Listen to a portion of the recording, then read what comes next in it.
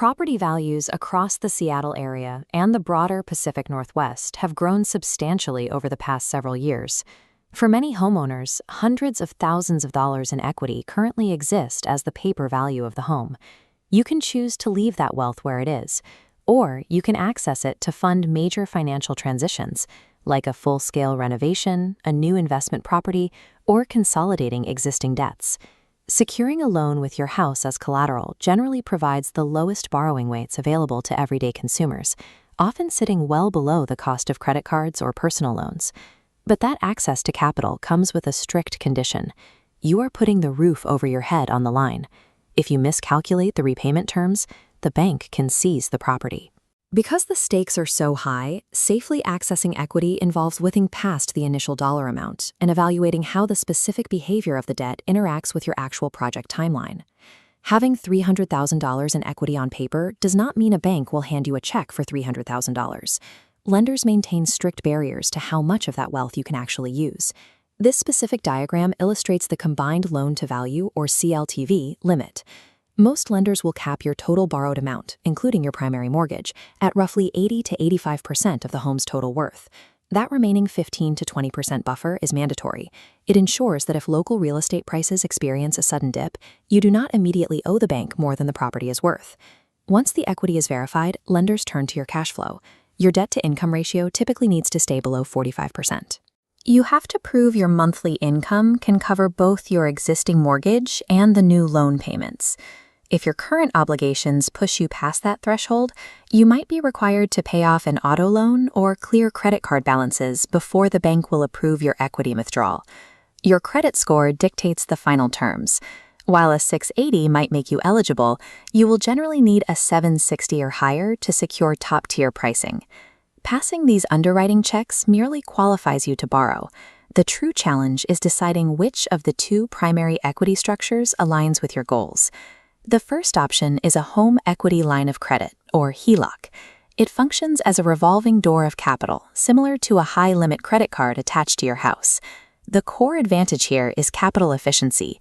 Rather than taking a massive lump sum, you are approved for a maximum limit, and you draw down the funds strictly as your project demands them.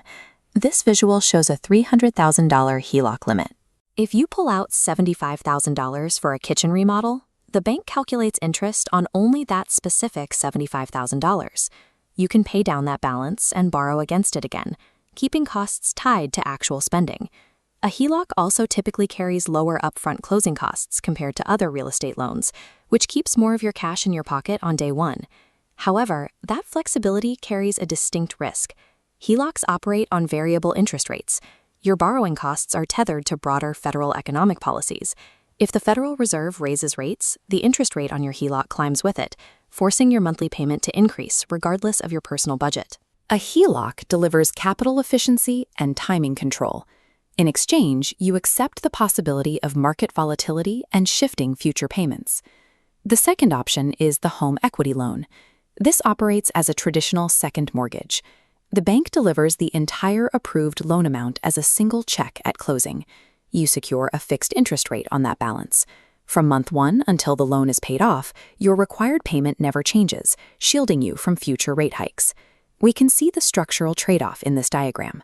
If you borrow $200,000, you begin paying interest on the entire $200,000 on day one, even if that money is still sitting in your bank account. And unlike a HELOC, there is no revolving access. Once you spend that lump sum, it is gone. If your project runs over budget, you cannot simply draw more from this specific loan. You are purchasing payment certainty and protection from economic shifts, but paying a premium for it through immediate interest accumulation on the full balance. Selecting between these two tools comes down to weighing the value of ongoing flexibility against the safety of predictability. This chart illustrates how your monthly obligations behave over a 5-year timeline. The top flat line is the home equity loan. No matter what happens, your payment remains stationary. The volatile bottom line tracks the HELOC. It shifts with the market. A sudden increase in rates creates an immediate spike in your monthly costs. And there is a built-in cliff. When the draw period ends, you can no longer borrow, and that bottom line spikes dramatically as you begin paying down the full principal.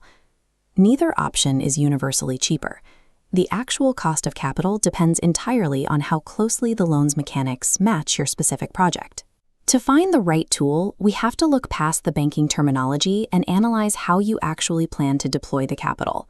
This flowchart starts with the single most important question for any home equity strategy. Are your total costs 100% defined right now? If the answer is yes, follow this path to the home equity loan. This is the optimal route if you are building an accessory dwelling unit and your contractor has already provided a final bid. You know exactly what you need, so you lock in the fixed rate and secure the full amount. It is also the correct path for debt consolidation. If you are replacing high-interest credit card balances, you require the strict payment certainty of a fixed-rate loan to ensure the debt is actually eliminated. If your total costs are uncertain, you take the no path to the HELOC. This fits phased home renovations perfectly, where work might start and stop over a period of several years. You gain total capital efficiency. You draw funds to pay the plumber for Phase 1 today, completely avoiding interest charges on the money you will not need for the Phase 3 cabinets until next year. This flexible path is also heavily utilized by real estate investors. Establishing a HELOC before you need it provides the immediate liquidity required to fund a sudden down payment when a new opportunity appears. First, finalize the exact timeline and budget of your project. Then, evaluate your tolerance for shifting interest rates. Once those two factors are clear, the choice between flexibility and predictability becomes a matter of logic.